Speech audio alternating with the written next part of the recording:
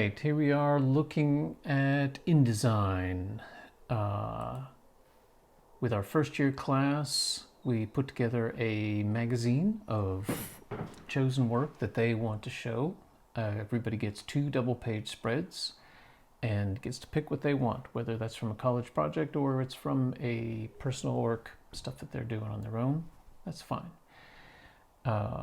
So what I want to do is have a little online session that people can refer back to as they're trying to do this in their own little house, and should work okay. So what I've got is InDesign on screen here. I will send out to everyone a template.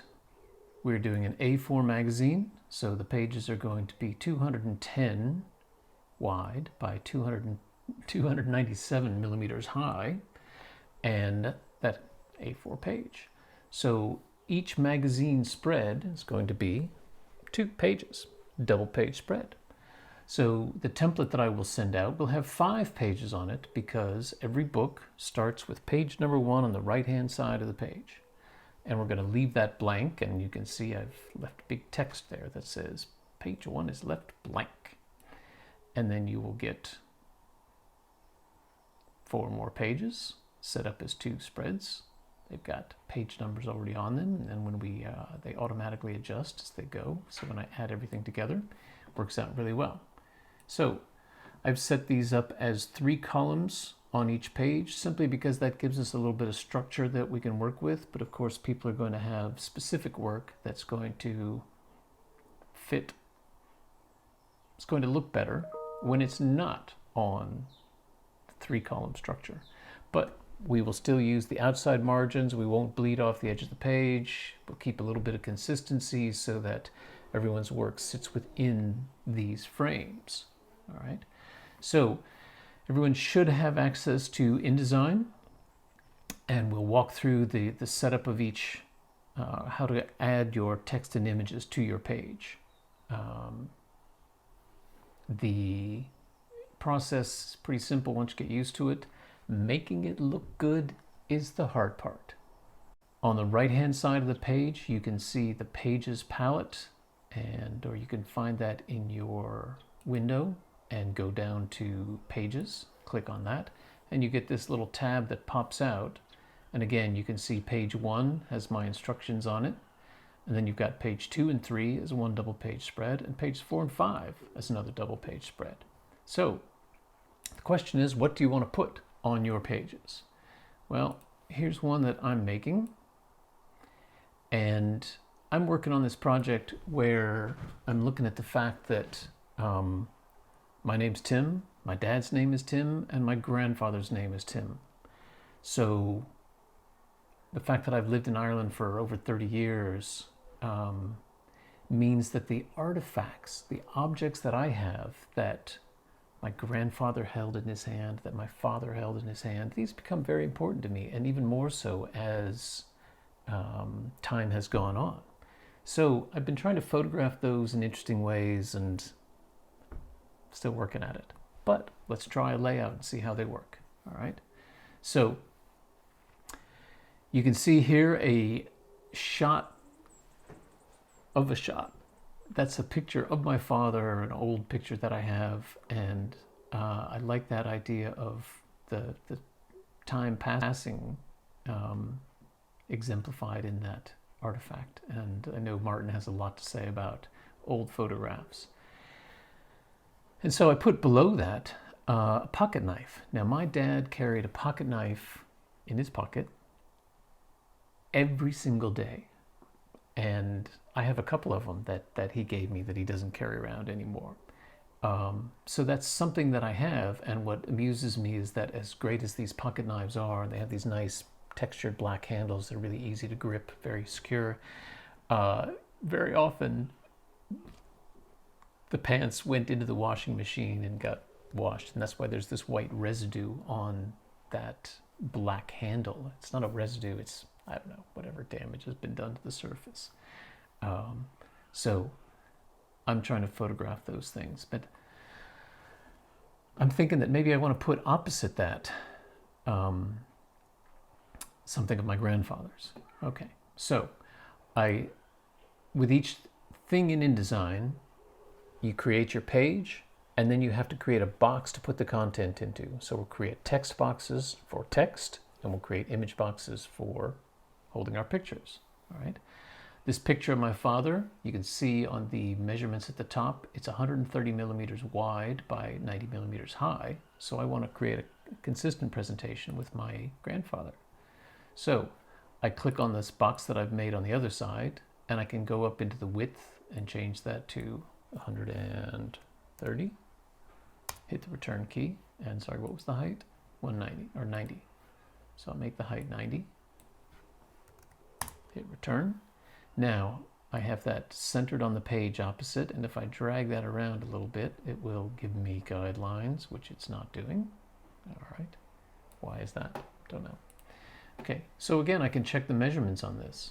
So if I'm measuring from the center, if I want to have it centered on the page, I'll measure from the center dot. You see this dot of 9 grid, and each of those is a measurement point, a reference point. So it's telling me that an X measurement of 109.167, oops, yeah, and a Y measurement of 101. So I click on my box for my grandfather, and I make the Y measurement the same, 101. That's the vertical scale. And then because this is 210 page width, and the other one was 109, so I need to add 210 to my 109, which gives me 319, 319. See if that works. It was 319 point something, wasn't it? Or sorry, 109.167. All right, we'll get that close. I have my margins set up differently here. Okay. All right, so I've got a box 190 by 130 by 90, and if I want to make a second box to go with that, I have that box selected, and I can hold my Alt key down and just drag it down. If I hold the Shift key, it'll stay in a consistent line. And let's check the alignment of that.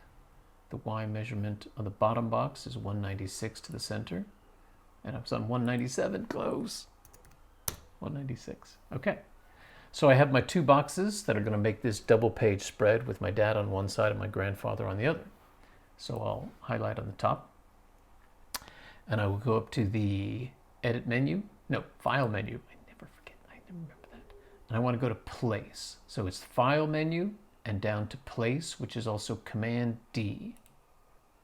And then it's going to give you a dialog window to pick that object. Now, here's where we get the key to putting this together. Okay, everybody who's creating an InDesign project is making a job folder to hold that project, because InDesign doesn't embed the image. As I've said many times, it creates a link to that image file. Otherwise, if you create a 350-page book, your file would be so ginormous it would never work. All right. So what it does is creates a preview image in the document and links to your original file when you go to output. So I have a job folder here called Kovar Magazine Layout Test. Inside that, I have my InDesign file, which is called Kovar timshistory.indd, and above that is my image folder. I've got, I don't know, 10 images, and I'm supposed to name them all properly, and I've missed a couple here. And one that I want to use, I misnamed. Forgot to put my own name on the front of it. And it's a shot of my grandfather and my grandmother. So let's drop that in there. And it doesn't display properly. It's way bigger than the box that I have drawn for it. So I can go up to the object and fitting menu, and I can fit the content proportionally, and then I can see both my grandmother and my grandfather. But what I want is just my grandfather's face to match my father's face. So I'm going to double click on that, and you get the yellow orangish brown outline. I'm going to grab the corner, and holding the Shift key so I don't change the aspect ratio, I'm going to increase that scale. So only the part of the image which is showing through the size of the box that I created is visible. Whoa. And I can move that around inside there. And that's a little bit bigger than I want. So what I'm trying to do is echo that size of my dad's head with my grandfather's head. And the other thing I want to do is I need to show his tie, because his tie clasp is made from a fossilized shark's tooth that he found on the beach where he lived in Florida.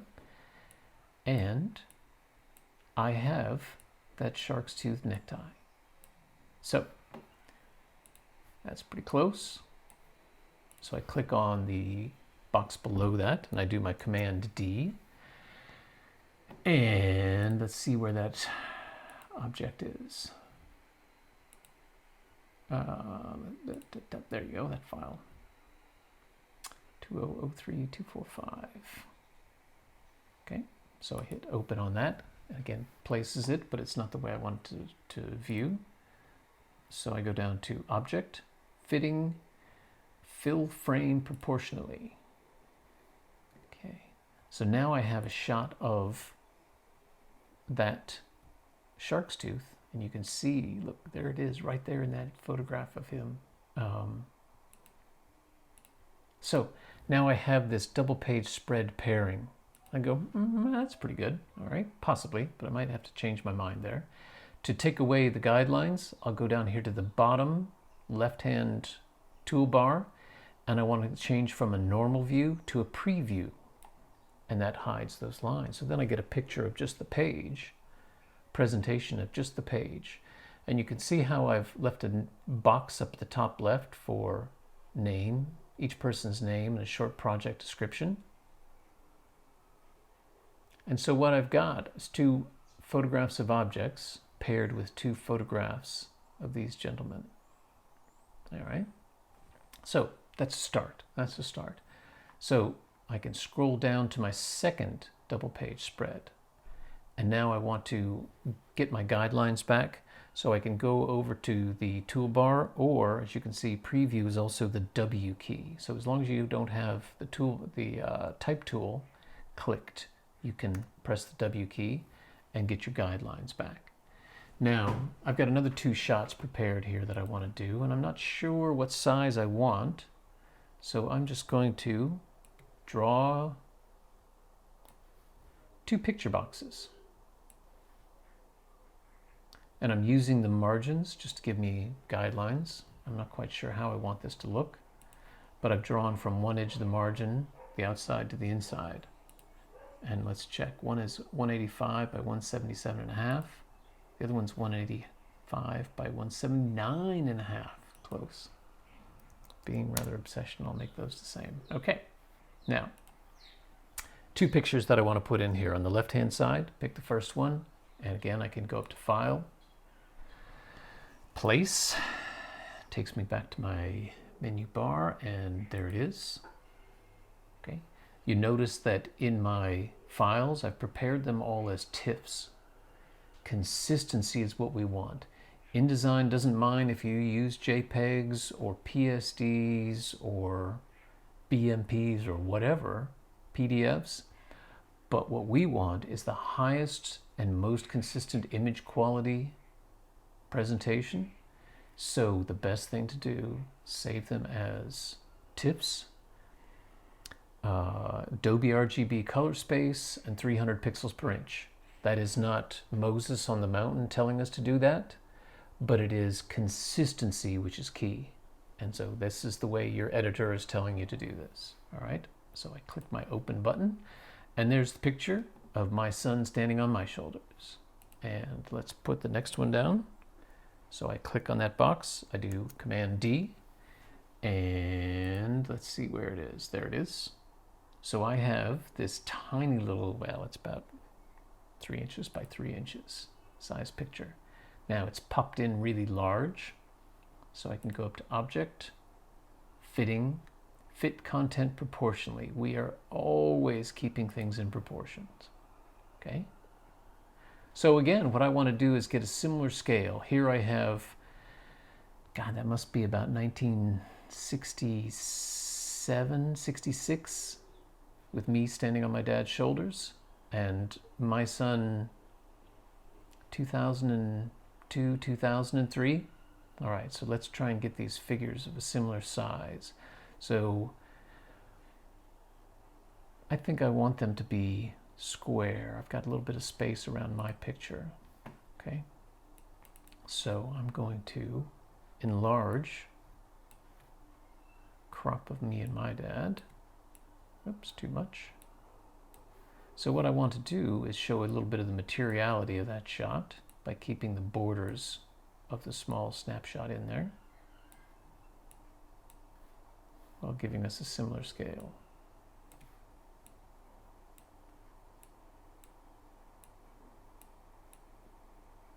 Okay, so you can see the outlines, the brown lines show that the picture goes beyond the edge of the box that I've drawn for it. A little bit tilted there. So now you can double click on the image to give you those brown lines, or you can also click the white triangle, the direct selection tool, or sorry, direct selection tool. Yay, you got it right. Okay. Holding the shift key down, dragging that, whoops. I dragged the box instead of the image, so Command Z takes me back. Click back on that, holding the shift key down, drag it into place. Okay, now, so got two squares, one with me, my hands raised, one with my dad. By the way, did I mention save it? As you, every time you make a change that you're happy with, hit save, okay? So we have drawn picture, taking the template that I'm gonna supply you, but it's an A4 page, double page spread, drawing picture boxes, adding content to the picture box, adjusting the way that image is displayed inside the box, and trying to find some kind of nice presentation. So believe me, we will do this many, many times to get a look that you're happy with, that we're happy with, and get a good output. That's what we're aiming for, all right? So we'll answer a few questions next time, but hope this has been helpful and that you're not stuck not being able to move forward with this. All right, good luck. Talk to you soon.